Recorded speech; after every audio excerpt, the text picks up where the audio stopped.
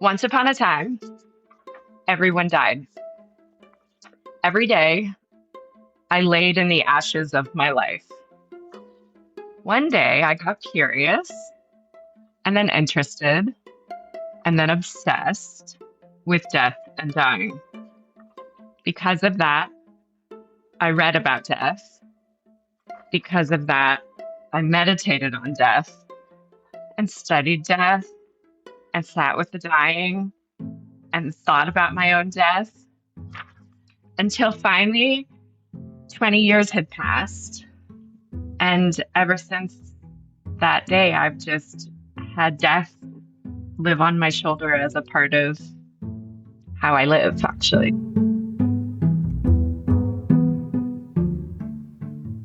Welcome to A Life Worth Working, a podcast about how we get to the soul of work. We're your hosts, Michelle Weise and Dana Walsh. I'm an education and workforce strategist, and Dana is a senior pastor at a progressive church. As always, we love hearing your comments, questions, and thoughts. So please know you can email us at any time. Today, we're jumping into purposeful living by starting with dying. In this episode, we chat with Meredith Wilson Parfet, who is the CEO of Raven Yard, a crisis management firm. If you're anything like us, by the end of this interview, you'll probably be feeling like you too should get more engaged with death work. We've never used the word death as much as we did in this interview, but Meredith has experienced a lot of death in her life. It really started in 2006. So I was a couple weeks into business school when my mom found my 23-year-old sister dead from an accidental overdose. She'd had a spinal injury. It was the early days of the opioid crisis. And so we didn't really know the drugs were dangerous. It wasn't expected. And she died.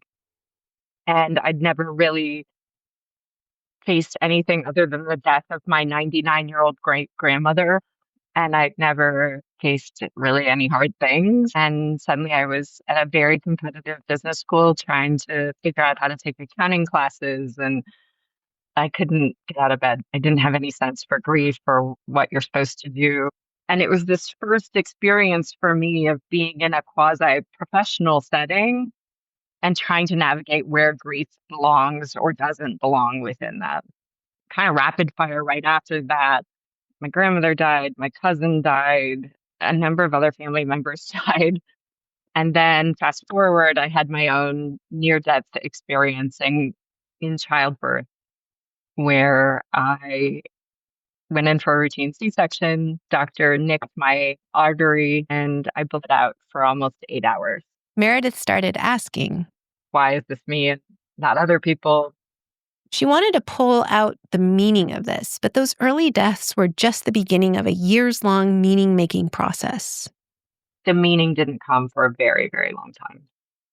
Meaning is the final stage of grief, as expert David Kessler explains. First, Meredith had to run away from her grief, literally out of the country. She carried a backpack around East Africa doing HIV research on a Gates Foundation grant. She was also seeking out therapists, spiritual advisors, coaches, any kind of weekend meditation. She describes a yearning that pulled her on an arc of understanding her own grief.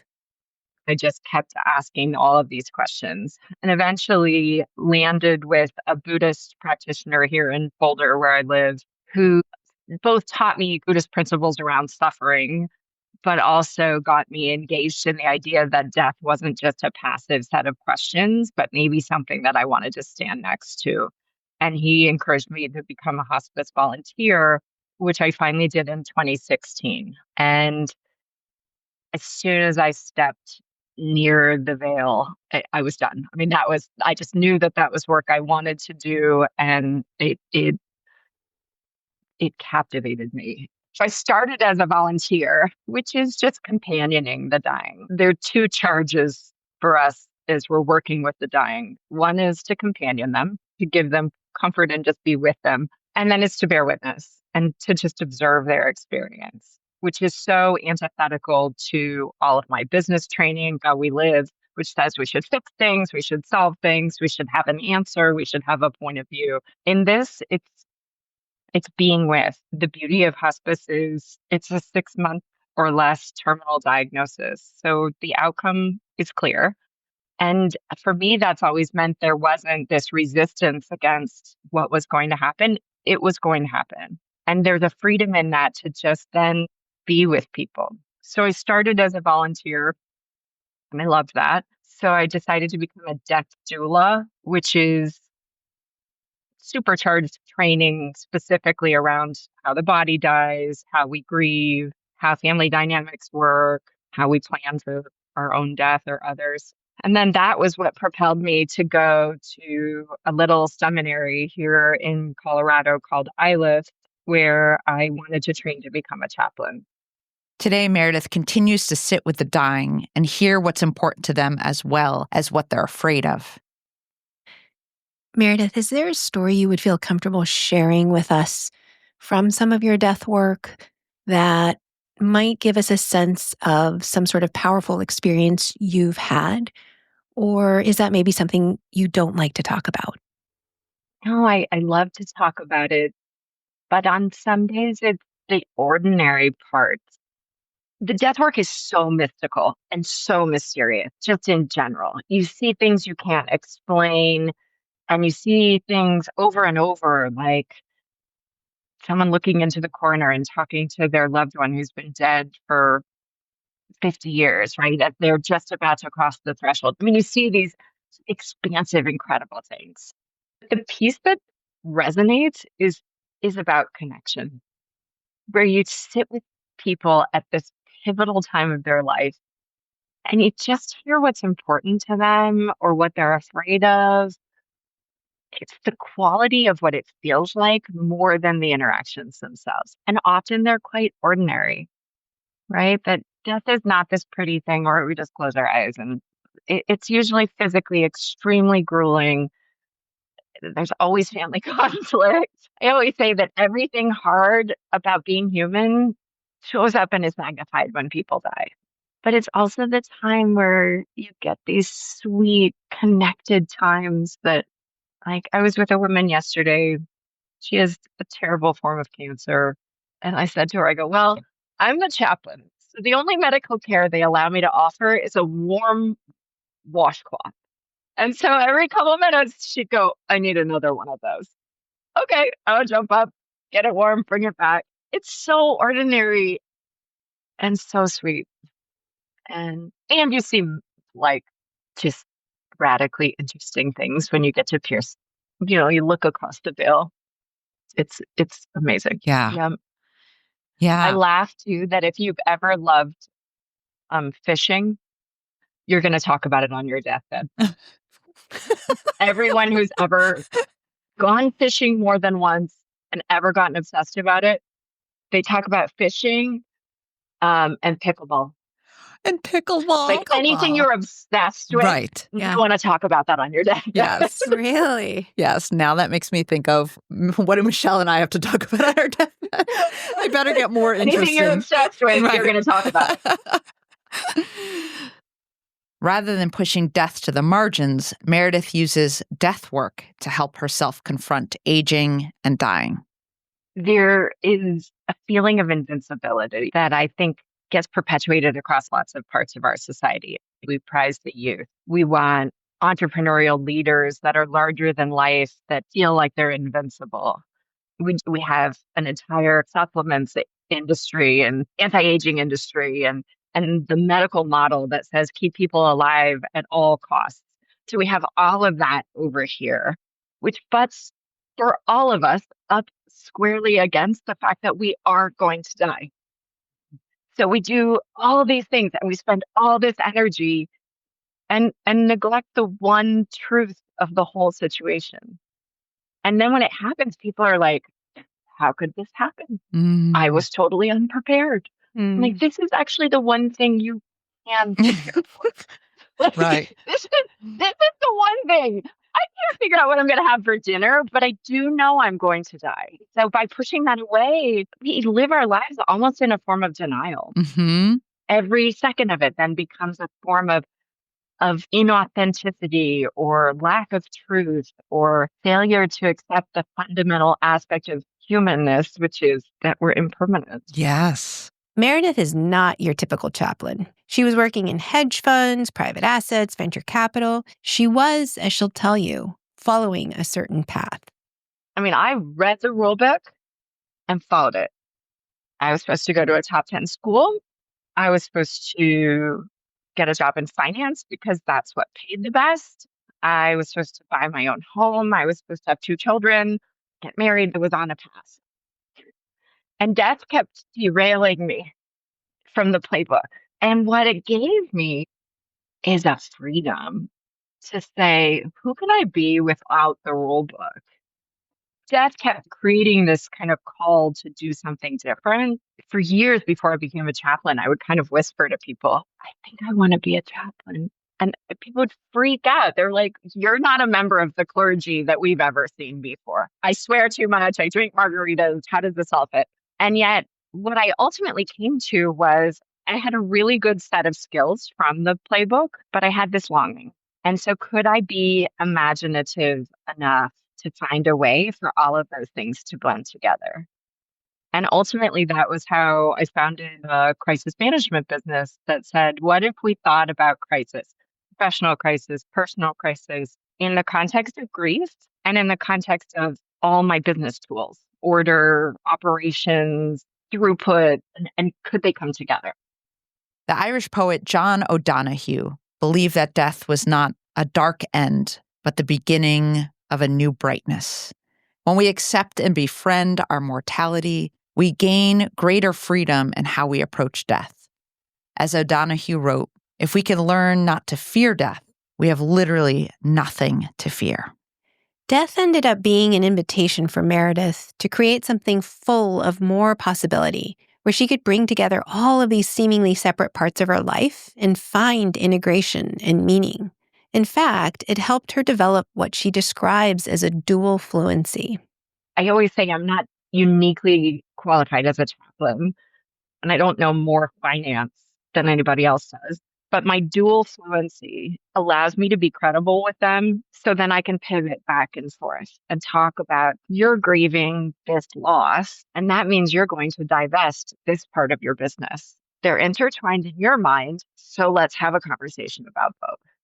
It's funny though, too, because I take that dual fluency to hospice. And oftentimes people, especially grieving family members, need some executive function because their brain is foggy with grief. And so sometimes the feedback they need from me as a chaplain is, let's sit down and make a checklist. What call do you need to do? I go into this kind of operational process with them too, because their lives feel like they're in chaos and they just need some order. What you notice when you're talking with Meredith is that she lights up and is buoyant, happy, and free. She's clearly energized about her work. She has found what that internal longing was. And that freedom wasn't found in the rule books she was given. Instead, it was about getting back to the spiritual wonder of her younger self. I was always spiritually curious, even as a little kid. I grew up in a pretty strict evangelical household. And I think I remember learning to speak in tongues or trying to speak in tongues when I was in like 3rd grade, because I love the ecstatic. I love spiritual stuff. And so somewhere interwoven in there was a longing for a spiritual experience. But a lot of my business training tamped that intuition down and told me that those were not legitimate ways of making decisions, or that I needed a framework or a spreadsheet or something. So what triggered it was all this loss where I was trying to process things and none of the frameworks and none of the spreadsheets could help. And it was like I had this different part of my brain or a different set of muscles that I'd never used before. Eventually enough hard things happened that I noticed that I had those muscles that I wasn't using. And that's kind of what that call to chaplaincy sounded like. You know, you pull a muscle and you're like, I didn't even know I had that muscle. that was kind of what it felt like, where I was like, this is really irritating. Why does this keep happening? Like, why do I keep having thoughts that are not my own thoughts? It was somewhere in there. When people tell me I've had this kind of nagging idea, I just weirdly look them in the eyes and say, do it. Yes. If it's coming up, you should do it. Because sometimes we have to motivate each other to hear those things and say, no, that is that's the right voice. That's the voice of truth. Mm. Follow it. So there's an exercise of beginning to listen to that inner voice. And some of us do it through prayer. Some of us do it through meditation. I think all of my death experiences, remembering that I have a finite time here, the more you lean into those kind of inquiries, the more you listen to the Mm. longings that come up. Yes. For so long, she dismissed those longings, especially because they didn't fit the playbook. Her ability to diverge from the playbook actually came from crisis and tragedy. I found the courage out of the ashes of my life. What's fascinating is the freedom that Meredith ultimately finds through what she calls the ashes of her life. The ashes were not only an ending, but a beginning. It was an invitation to pay heed to the voice that kept whispering to her. For many of us, we experience a kind of ambiguous loss, a loss of a future we're not going to live, the loss of a life of who we imagined ourselves to be because we don't think it's in the cards for us. It's almost like unlived calling, right? Yeah. The way that we had this yearning but didn't get to live into it. And that nagging. It's hard because, we all have these nagging feelings and questions. And then how much do I listen to that nagging? Like, how much do I really give it credence? It is hard. Yeah. Especially when we have a whole realm of obligations. And obligations isn't even always a fair term, but, there's a lot of other competing demands or needs in our life, and we can't just listen to that little voice, or I'm just going to disregard everything else and pursue that. Yeah. When do you actually take a step toward it? How many times did that nagging feeling occur to Meredith before, like, I think I want to be a chaplain. I think I want, how many times does it have to touch you? I can imagine for some people there being some envy in hearing a story like Meredith's, even though she's experienced so much loss and pain and crisis and death. She, though, is living in many ways in this beautiful integrated life. She's been able to integrate her personal experiences. She's been able to integrate her business background, her volunteer work, and all of it feels life-giving. Many people, that is not the pathway. Yeah, for her, it leads to freedom. Right. And it leads to fluency. What makes Meredith's story enviable is that she doesn't wonder about that unlived life. She makes a decision that is set off by her series of encounters with death. The Benedictine monk, David Steindl Rast, puts it this way: the finality of death is meant to challenge us to decision, the decision to be fully present here, now, and so begin eternal life. For eternity, rightly understood, is not the perpetuation of time on, but rather the overcoming of time by the now that does not pass away. Meredith has figured out a way to be fully present here and now. When we asked Meredith how she thinks about her own death, she said, I want it to be fast. She has borne witness to so much prolonged suffering. And in her humorous, self-deprecating style, she added, I always say I don't want to die in a bad outfit. Meredith did have the coolest outfit on the TED stage. I love that. I love that. I love that so much. She's joyful in all of this crisis and death. Yes, in so many ways, I was just laughing internally about how much we were talking about death and just the hardest things in life. And yet it felt effervescent. I know. I was like, should I be around more death? It seems like it's doing great things for her. Her skin looks fantastic.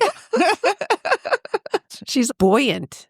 Yes, and I believe that when we are willing to look at our own mortality, our own death, the fact that our lives are finite, that we only have this one precious life, it shifts how we live our life right now, right? And yet we want to think of ourselves as immortal and invincible, and we'll keep going on forever. And then we don't think about the quality of how we're living right now. And that matters so very much. And you can tell she's thinking about that all the time. She's Dana Ellen Walsh. And she's Michelle Weise. This has been another episode of A Life Worth Working. Don't forget to subscribe and share with your friends and loved ones who may also be searching for purpose and meaning in their work lives, or what we call the soul of work.